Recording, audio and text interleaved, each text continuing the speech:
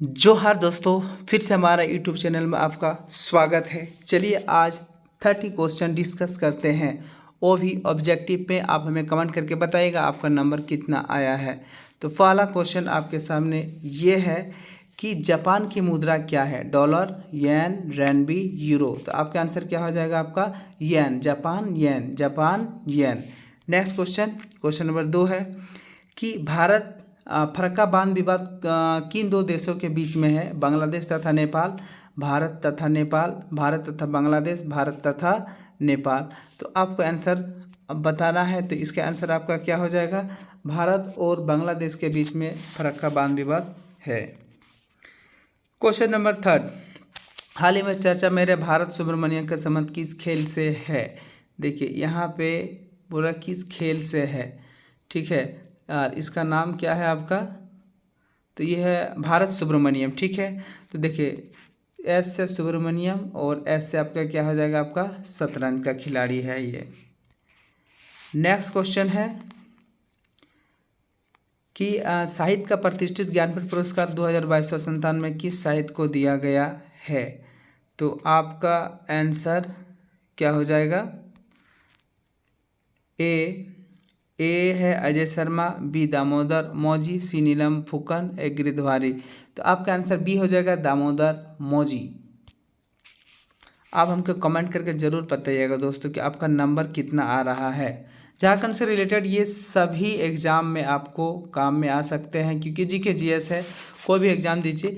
निम्न में से किस भारत संविधान के 8वीं अनुसूची में शामिल नहीं किया गया है? आप किसे जो है ना 8वीं अनुसूची में शामिल नहीं किया गया है? नागा, बोडो, नेपाली और तेलुगु। देखिए बोडो भी आपको जो 8वीं अनुसूची में शामिल है, तेलुगु भी है और नेपाली भी है। तो आपका कौन सा नहीं है? आपका जो नागा है, ये ऑप्शन नंबर ए नागा जो है आपका संविधान के 8वीं अनुसूची में शामिल नहीं है। आपको बता देखिए संविधान के 8वीं अनुसूची में कुल कितना है? 22 भाषा, कितना? 22 भाषा को मान्यता दिया गया है। अगले नेक्स्ट क्वेश्चन, किस देश ने सार्को नामक इच्छा मृत्यु संबंधी एक मशीन का प्रयोग मंजूरी दे दी है? जी हाँ दोस्तों, बहुत इंपॉर्टेंट क्वेश्चन ये करंट है। स्विट्जरलैंड है, आइसलैंड है, डेनमार्क है, डी अमेरिका है। तो आपको बताना है, मतलब अगर कोई मरना चाह रहा है तो सार्को ये जो है इससे अब मर सकता है, ठीक है। एक मशीन है, तो इच्छा मृत्यु आपको बोल सकते हैं। तो इसका आंसर क्या आ जाएगा? ए स्विट्जरलैंड। चलिए नेक्स्ट क्वेश्चन पर। अगला क्वेश्चन है, कला की गांधार शैली किसके शासनकाल में पनपी थी? देखिए कला की गांधार शैली, ठीक है। तो गांधार शैली ए हर्ष है, हर्षवर्धन होगा, बी अशोक है, सी कनिष्क हो जाएगा, आर डी चंद्रगुप्त। तो आपका आंसर कला का गांधार शैली किसके शासनकाल में चमका था? आपका कनिष्क के शासनकाल में। अगला क्वेश्चन है, शिवाजी के समसामयिक मराठा संत का नाम क्या था? ए आपका संत Dnyaneshwar, B Namdev, C Sant एकानंद and D संत तुकाराम। तो हम लोग जानते हैं शिवाजी के समसामयिक मराठा संत का नाम क्या था? आपका संत सुकाराम था, सॉरी संत तुकाराम। अगला क्वेश्चन है, अलीगढ़ आंदोलन का संस्थापक कौन था? देखिए ये जो क्वेश्चन है माइनेबल क्वेश्चन है और ये वेरी वेरी इम्पोर्टेंट है। तो सर आगा खां है, मौलाना अल्ताफ़ हुसैन अली है, मौलाना सिब्बल है एंड सर सैयद अहमद खां है अलीगढ़ आंदोलन के संस्थापक। तो कौन है? आपका आंसर क्या हो जाएगा? सर सैयद अहमद खां। कौन है? सर सैयद अहमद खां, अलीगढ़ आंदोलन के संस्थापक। अगला क्वेश्चन है क्वेश्चन नंबर 10, सरकार की कंपनी से सम्राट को अंतरण लॉर्ड कैनिंग द्वारा 1 नवंबर 1858 को घोषित किया गया था? कलकत्ता में, दिल्ली में, पटना में कि इलाहाबाद में? तो आपका इसका आंसर क्या हो जाएगा दोस्त? तो आपका आंसर क्या हो जाएगा? ऑप्शन नंबर डी इलाहाबाद में। क्या हो जाएगा? इलाहाबाद में। अगला क्वेश्चन है, बाल गंगाधर तिलक किस अपने राजनीतिक गुरु कहते थे? देखिए बाल गंगाधर का जो तिलक जो है ना, बाल गंगाधर का तिलक किसका अपने राजनीतिक गुरु मानते थे? Swami Vivekananda, B Ram Mohan Roy, C Shishir Kumar Ghosh and D Dadabhai Naoroji. तो इसको याद रखना है कि दादा भाई नौरोजी को बाल गंगाधर तिलक ने अपना राजनीतिक यानी राजनीतिक गुरु मानते थे। नेक्स्ट क्वेश्चन है question number 12।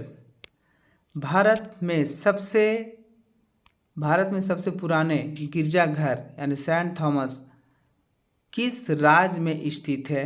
A Assam, B Goa, C Kerala and D Paschim Bengal. तो आपका आंसर क्या हो जाएगा दोस्त? सी केरल में यानी सबसे पुरानी गिरजाघर है। क्वेश्चन नंबर 13 है भारत के दक्षिण छोर डैश का नाम क्या है? कन्याकुमारी अंतरिक्ष, कैलिमियर पॉइंट, निकोबार द्वीप में स्थित Indira point and D Trivandrum में स्थित कोलम। यानी भारत के दक्षिण छोर में क्या है आपको बताना है दोस्त। तो आपका इसका आंसर क्या हो जाएगा? ऑप्शन नंबर सी आपका निकोबार द्वीप में स्थित इंदिरा पॉइंट। अगला क्वेश्चन है क्वेश्चन नंबर 14।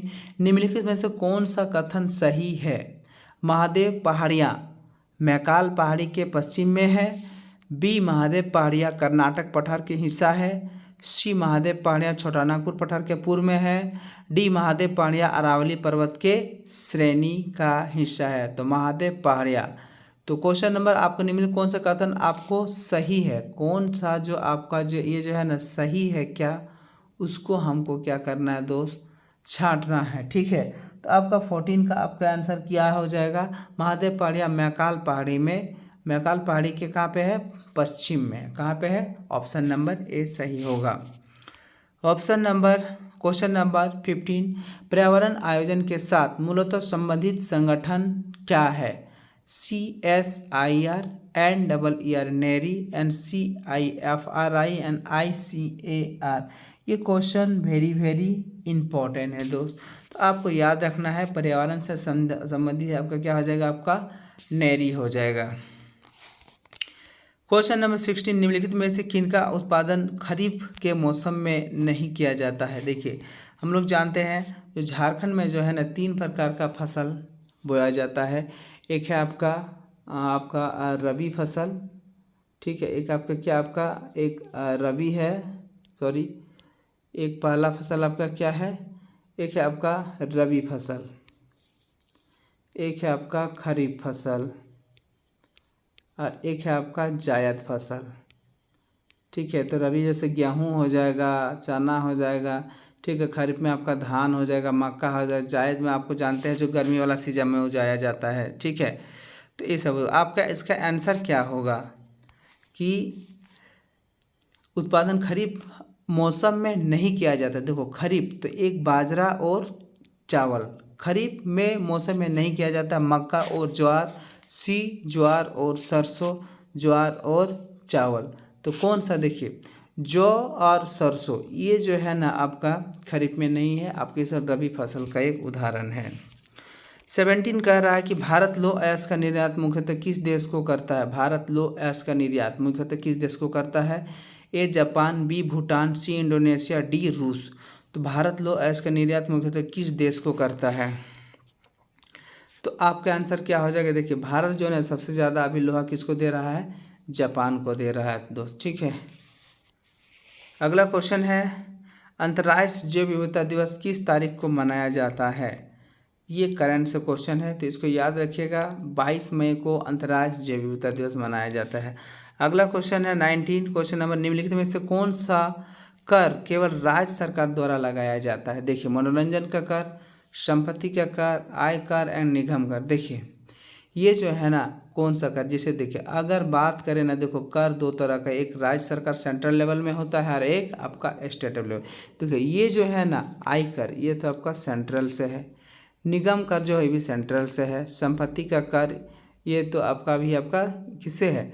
सेंट्रल गवर्नमेंट से। ठीक है, तो आपका जो 19 का आप एक ही को ऑप्शन बच रहा है और वो आपका क्या है? ऑप्शन नंबर ए हो जाएगा। मनोरंजन का कर जो है आपका ये राज्य सरकार लगाती है। अगला क्वेश्चन नंबर 20 में निम्नलिखित में से कौन सा भारत के क्रेडिट रेटिंग एजेंसिया का नियामक है? कौन सा भारत के क्रेडिट रेटिंग एजेंसिया का नियामक है? RBI, SBI, SIDBI कि सेबी? तो आपको इसका आंसर क्या हो जाएगा दोस्त? सेबी। क्या हो जाएगा? ऑप्शन नंबर डी जो है सेबी आपका क्या हो जाएगा, ये भारत की क्रेडिट रेटिंग एजेंसियां है। अगला क्वेश्चन है रुपये का पूर्णतः रुपये की पूर्ण परिवर्तनीयता का अर्थ क्या है। रुपये से विदेशी मुद्रा का मुक्त रूप से खरीद, आयात के लिए रुपये के यप में भुगतान, ऋण की वापसी रुपये को रूप में, मांग और पूर्ति के बाजार में बलों द्वारा रुपये और विदेशी मुद्राओं के बीच में विनिमय दर का मुक्त कराना। तो जी हाँ, देखने में तो ऑप्शन नंबर डी ही क्या लग रहा है, सही है। नेक्स्ट क्वेश्चन, क्वेश्चन नंबर 22, निम्नलिखित में से किसे पंचवर्ष योजना के समय कार्य को लिए खाद्य योजना आरंभ किया गया था। देखो निम्नलिखित किस पंचवर्ष योजना के समय कार्य के लिए खाद्य यानी काम करो और भोजन लो, ये है 5वीं, 10वीं, 7वीं और 9वीं। तो ये क्वेश्चन एक अपने आप में अजूबा है दोस्त, इसीलिए सेट किया है। तो देखो 10वीं पंचवर्ष योजना जो है ना आपका ये हो जाएगा, ठीक है। आपको बताना है कि किस पंचवर्ष योजना में ना गरीब हटाओ का नारा दिया था, गरीबी हटाओ का नारा दिया था दोस्त।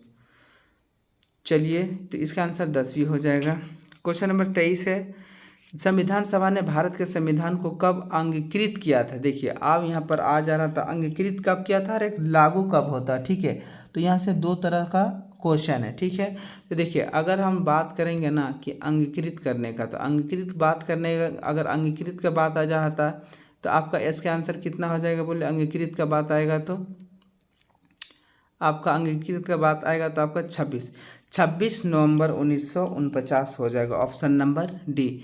लेकिन अगर लागू का बात करेंगे तो लागू कब हुआ था, तो आपका 26 जनवरी 1949 को, लेकिन यहाँ पे वो ऑप्शन नहीं है दोस्त। अगला क्वेश्चन है, भारत संविधान के अनुच्छेद डैश के अंतर्गत सर्वोच्च न्यायालय ने प्रेस की स्वतंत्रता का मौलिक अधिकार दिया है। आपको पता है, देखिए ये एक ऐसा मौलिक अधिकार है ना, तो जिसमें जो है ना प्रधानमंत्री से भी माइक लगा के क्या करता है, उससे आदमी क्वेश्चन है यानी पत्रकारिता जिसको हम लोग बोल सकते हैं दोस्त, ठीक है। तो आपका आंसर यहाँ पे आपका क्या हो जाएगा, ये ऑप्शन नंबर ए जो है 19 क्या है, ये मौलिक अधिकार देता है जिसके तहत हम लोग कुछ भी बोल सकते हैं, बोलने का आपका अधिकार है, स्वतंत्रता है। क्वेश्चन नंबर, यदि राष्ट्रपति अपने पद से त्यागपत्र देना चाहे तो वो किसे लिखकर ऐसा कर सकता है। चलिए यहाँ से बहुत सारा कुछ जानने को आपको मिलेगा। देखिए अगर राष्ट्रपति देगा ना तो आपको यहाँ से उपराष्ट्रपति को देगा, अगर उपराष्ट्रपति अगर नहीं रहेगा ना तो सुप्रीम कोर्ट का आपका मुख्य न्यायाधीश को देते हैं, ठीक है। किसको देते हैं, मुख्य न्यायाधीश को। अगर ये भी अगर नहीं रहेगा तो आपका जो आपका लोकसभा का जो अध्यक्ष होता है उसको देते हैं, ठीक है। आपको बताना है कि लोकसभा का अध्यक्ष जो है ना अभी कौन है, ठीक है। क्वेश्चन नंबर 26 में है, पंचायती राज प्रणाली पहले किन दो राज्यों में लागू की गई थी, राजस्थान और आंध्र प्रदेश। जी हाँ, पहला ही ऑप्शन आपका सही हो जाएगा, राजस्थान और आंध्र प्रदेश में क्या किया था, सबसे पहले लागू किया था। तो 2 अक्टूबर, कब, 2 अक्टूबर 1859 को। जिला का नाम क्या था, नागौर, और ये राजस्थान में था। और गांव का नाम बोलेगा तो गांव का नाम था बागदौर, क्या था, बागदौर। चलिए क्वेश्चन नंबर 27, निम्न में से indomitable a working women notes on life work and the leadership नामक पुस्तक के लेखक कौन हो जाएगा। तो यमाज मेनन, अरुंधति भट्टाचार्य, गौतम चिंतामणि एंड स्मृति ईरानी। तो इसका आंसर जो क्वेश्चन नंबर 27 का आपका क्या हो जाएगा, अरुंधति भट्टाचार्य, ऑप्शन नंबर कितना हो जाएगा, बी। क्वेश्चन नंबर 28, वर्ष 2022 के लिए राष्ट्रीय मतदाता दिवस का थीम क्या था।